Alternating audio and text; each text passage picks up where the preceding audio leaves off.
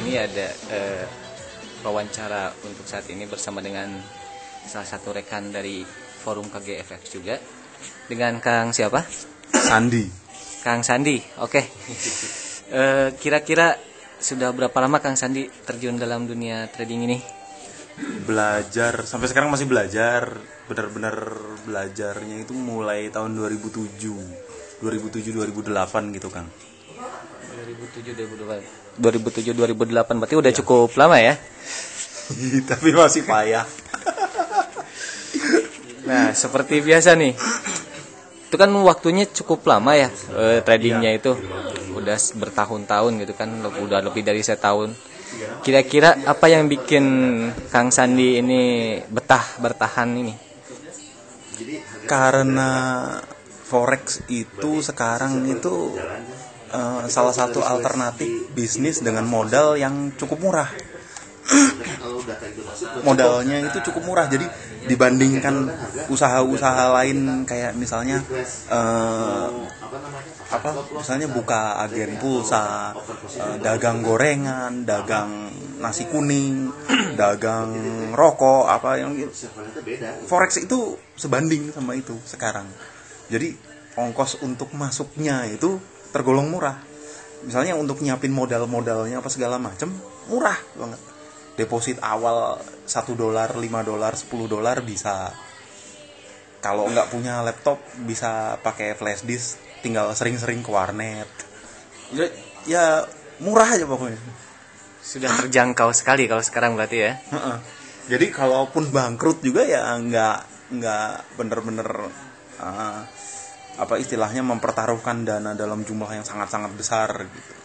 Kalau selama ini yang kebanyakan orang tangkap adalah forex itu kan bisnis yang butuh dana yang sangat besar, 50 juta minimal gitu.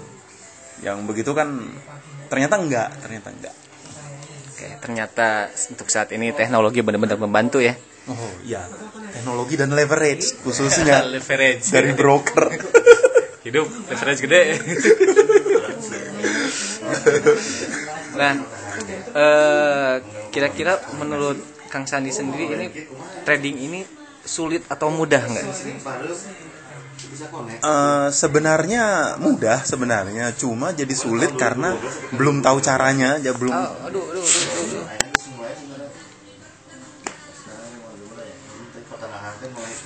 Ulangi berarti dari tadi. Nggak apa-apa.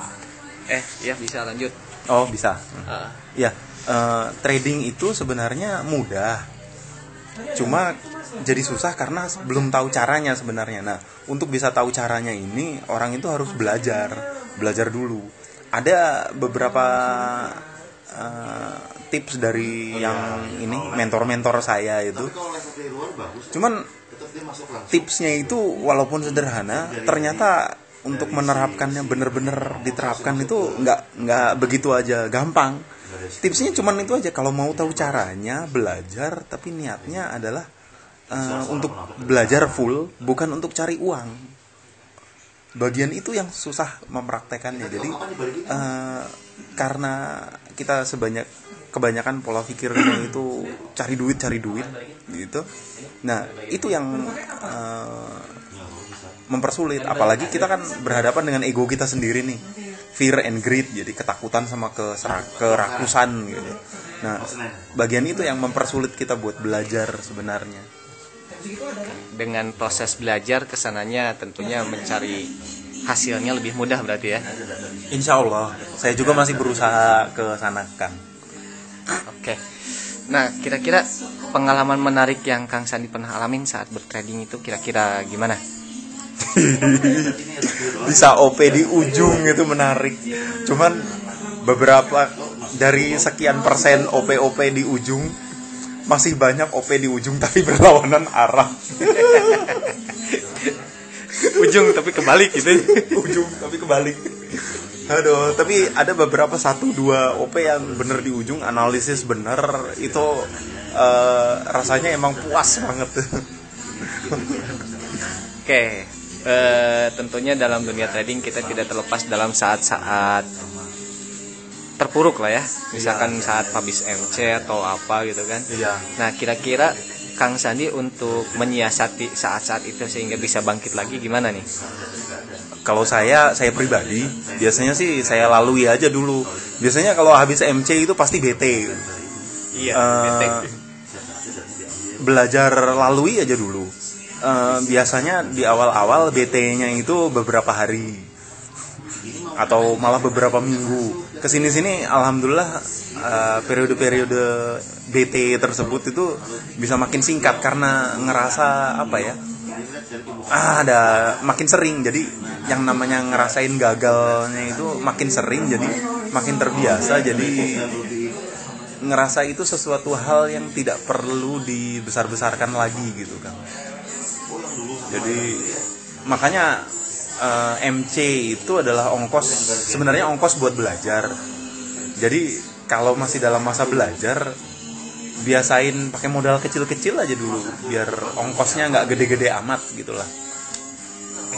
Ongkos belajar ya, sehingga Iya, bisa ongkos dikatakan kalau saat-saat kita gagal itu adalah saat untuk kita mereview ulang apa kesalahan kita dan mencoba Iya. memperbaikinya dalam langkah selanjutnya berarti ya. Iya, ketimbang buang-buang uang dalam jumlah besar hanya untuk ikut seminar misalnya. Tapi tetap aja proses belajar sebenarnya adalah harus ngerasain Saat kita bertradingnya itu. iya saat bertradingnya itu. Jadi mending langsung aja dengan modal kecil, rasain di mana salahnya, di mana pas bener, kemudian momen-momen itu kumpulkan semua untuk jadi sistem sendiri yang paling enak aja buat paling nyaman buat dipakai sendiri gitu sih Kang.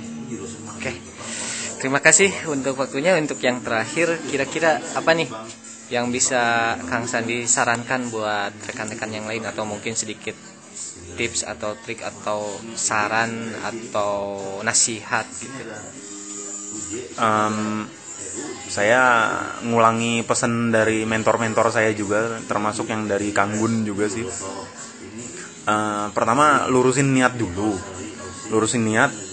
Kalau misalnya baru belajar ya fokus aja dulu belajar. Kalau ada profit itu adalah bonus. Kalau kena loss atau kena MC itu adalah ongkos belajar. Jadi dan memang itu biaya yang mesti dikeluarin. Jadi lihat bahwa itu semua adalah hal yang wajar. Jadi bukan sesuatu yang hebat atau perlu dibesar-besarkan. Jadi yang penting ya itu niatnya aja, niatnya lurus aja. Nanti kalau udah